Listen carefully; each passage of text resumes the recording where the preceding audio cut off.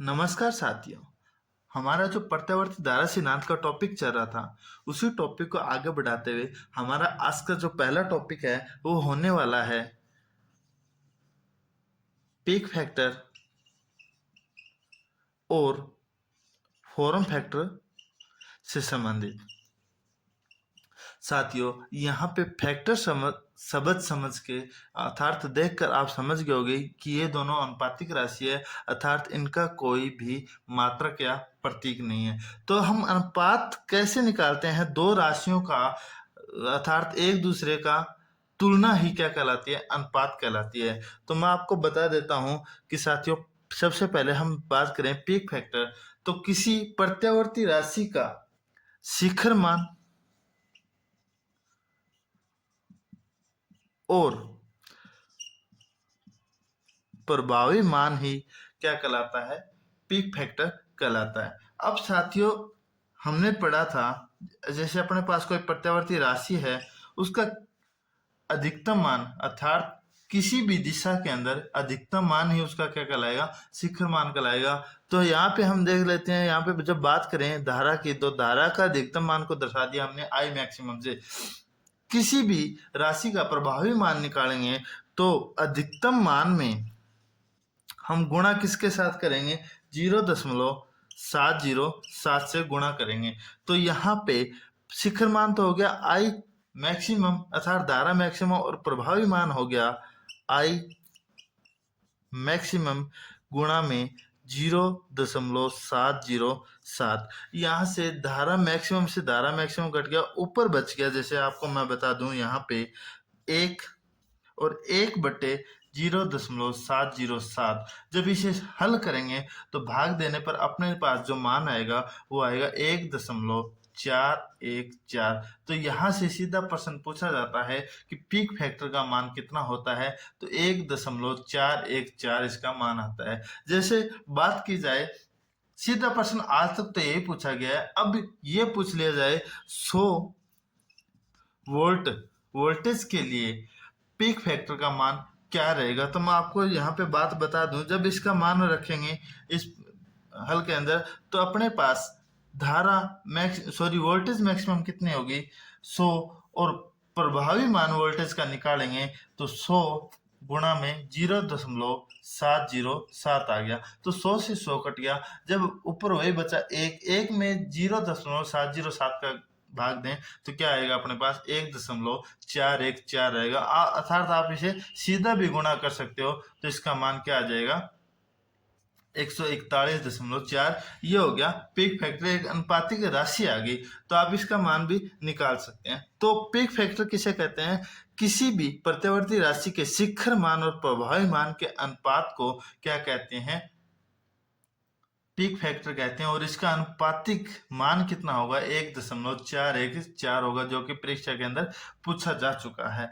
अब हमारा दूसरा जो टॉपिक है फॉर्म फैक्टर, ये भी एक अनुपातिक मान है, पर हम देखेंगे भी इसकी परिभाषा क्या है। तो परिभाषा की हम बात करें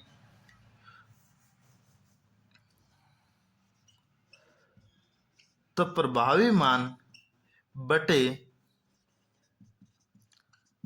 औसत मान का अनुपात क्या कहलाता है, फॉर्म फैक्टर कहलाता है। अब हम साथियों देख लेते हैं प्रभावी मान। तो किसी भी प्रत्यावर्ती राशि के अधिकतम मान में जब हम गुणा करें 0.707 से, तो अपने पास प्रभावी मान निकल के आता है। और जब हम किसी वस्तु के औसत मान निकालते हैं तो अधिकतम मान के अंदर 0.637 से गुणा करते हैं तो वह औसत मान आ जाता है। हमें क्या निकालना है, फॉर्म फैक्टर का मान निकालना है। तो धारा मैक्सिमम अर्थात अधिकतम मान से अधिकतम मान कट गया, तो अपने पास बच गया 0.707 बटे 0.637। और जब इसे हम इससे ज्यादा सोल्व करेंगे तो भाग देने पर इसका मान आता है 1.11। ये 99% क्वेश्चन हर परीक्षा के अंदर पूछा जा चुका है कि किसी भी प्रत्यावर्ती राशि के लिए फॉर्म फैक्टर का मान कितना होता है। तो 1.11 फॉर्म फैक्टर का मान होता है। तो ये आप याद रखना। पीक फैक्टर का मान हो गया शिखर मान और प्रभावी मान के अनुपात को पीक फैक्टर कहते हैं, जिसका मान कितना होता है 1.414, या कंफ्यूज करने के लिए पूछा जा चुका है वर्गमूल 2 भी होता है। और दूसरी बात यहाँ पे हम ये देख लेते हैं कि फॉर्म फैक्टर प्रभावी मान और औसत मान के अनुपात को क्या कहते हैं, फॉर्म फैक्टर, और इसका मान क्या आएगा 1.11 आएगा। तो ये भी आप याद रखना, ये परीक्षा की दृष्टि से बहुत ही महत्वपूर्ण हो सकता है। साथियों, यहाँ से ये प्रश्न पूछा जा चुका है, फॉर्म फैक्टर का मान 1.11 और पीक फैक्टर का मान 1.414 कहते हैं। पीक फैक्टर का दूसरा नाम क्या है, क्रेस्ट फैक्टर, और फॉर्म फैक्टर को सीधा फॉर्म फैक्टर के नाम से जाना जाता है। तो यहाँ से आप ये ध्यान रखना। अब हम इसी के बारे में और ज़्यादा चर्चा करें तो हमारा जो टॉपिक स्टार्ट करने जा रहा हूँ उसमें पढ़ेंगे हम फेज क्या होता है।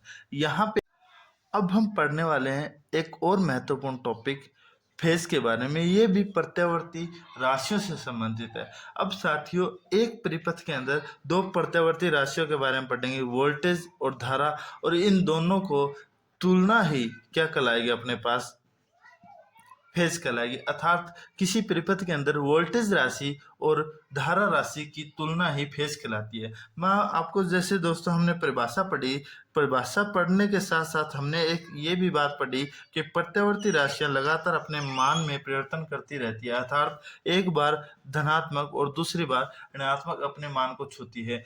तो यही अर्थात जब वो दिशा परिवर्तन करेगी तो उस दिशा को ही फेज कहते हैं। अर्थात एक पॉजिटिव फेज हो गया, दूसरा नेगेटिव। दूसरी भाषा के अंदर हम ये कहते हैं, एक तो फेज हो गया, दूसरा न्यूट्रल हो गया। ये आप ध्यान रखना। अर्थात प्रत्यावर्ती राशि का अपने दिशा में परिवर्तन करना ही क्या कहलाता है, फेज कहलाता है। और ये वोल्टेज और धारा की तुलना ही हम पढ़ेंगे। तो फेज दो प्रकार की राशियां होती है, एक तो होगी इन फेज राशि। जब इन फेज राशि की बात करें तो हमने यहाँ पे दो राशियां पढ़ी है, ये तो हो डायग्राम में हम पढ़े तो ये तो हो गया वोल्टेज राशि का डायग्राम, और उसी के साथ में हम बात करते हैं धारा राशि का डायग्राम। तो साथियों, एक परिपथ है आपके सामने, उस परिपथ के अंदर दो प्रकार की राशियां, एक वोल्टेज और दूसरी धारा। साथियों, जब हमें किसी परिपथ को लोड से संयोजित करते हैं तो उस परिपथ के अंदर धारा और वोल्टेज अपने शिखर मान पे एक साथ पहुंचे, अर्थात दोनों घटते बढ़ते स्वभाव वाली हो, परंतु अपने शिखर मान और न्यूनतम मान पे एक साथ पहुंचे, वे राशियां कौन सी कहलाएगी, इन फेज कहलाएगी। यहाँ पे हम तुलना के लिए बात करते हैं, वोल्टेज राशि का शिखर मान ये है और उसी क्षण धारा ने भी अपना शिखर मान छुआ है। दूसरी बात, ऋणात्मक दिशा के अंदर बात करें तो वोल्टेज राशि ने अपने शिखर मान को और धारा राशि ने अपने शिखर मान को एक साथ छुआ है, और दोनों राशियों ने अपने न्यूनतम मान को अर्थात जीरो लेवल पे समय के साथ में एक साथ छुआ है। तो अर्थात दो प्रत्यावर्ती राशियां घटते बढ़ते स्वभाव वाली हो, परंतु अपने शिखर मान और न्यूनतम मान पे एक साथ पहुंचे, इन फेज राशियां कहलाती है। अब दूसरी होगी इन्हीं के साथ में आउट फेज राशि। आउट फेज राशि के समझने से पहले मैं आपको ये डायग्राम में समझा देता हूँ कि ये दोनों जो राशियां हैं उस दोनों परिपथ के अंदर एक साथ प्रवेश किया, एक साथ अपने शिखर मान पे पहुंची, एक साथ न्यूनतम मान पे पहुंची और घटते बढ़ते स्वभाव वाली थी। परंतु यहाँ पे जो इनके आउट फेज राशियों के बीच में अगर कुछ डिग्री का कोण बने, अर्थात अपने शिखर मान पे कुछ डिग्री या कुछ कोणीय अंश के साथ अपने शिखर मान और न्यूनतम मान पे स्पर्श करे, तो वे राशियां आउट फेज राशियां कहलाती है। जब हम डायग्राम की बात करें, इसी डायग्राम को डिलीट करके हम दूसरा डायग्राम बनाते हैं। ये हो गया समय, ये वोल्टेज राशि हो गई। जब हम बात करते हैं साथियों धारा राशि की, तो धारा राशि के अंदर कुछ न अपने मान में परिवर्तन करेगी, अर्थात कुछ डिग्री का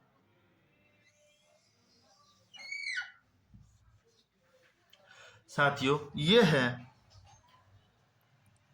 धारा। अब जैसे ही हमने किसी परिपथ को लोड से संयोजित किया तो उसमें धारा और जो वोल्टेज है उन बीच में कुछ डिग्री का डिफरेंस आ गया। अर्थात आप उदाहरण के लिए समझ लो भी 90 डिग्री पे कोई राशि है वो अपने अधिकतम मान को छूती है, तो जैसे ही वोल्टेज राशि ने अपने परिपथ के अंदर अधिकतम मान को छुआ, वहीं पे धारा ने उस परिपथ के अंदर प्रवेश किया, अर्थात अपनी दिशा में परिवर्तन किया। दोनों के शिखर मान के अंदर जो डिफरेंस आया वो कुछ डिग्री के कुछ अंशीय कोणों पे आया।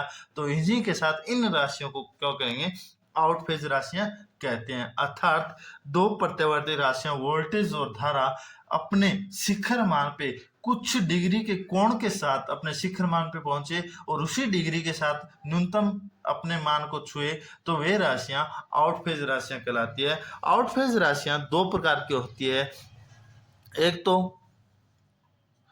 क्वाड्रेचर और दूसरी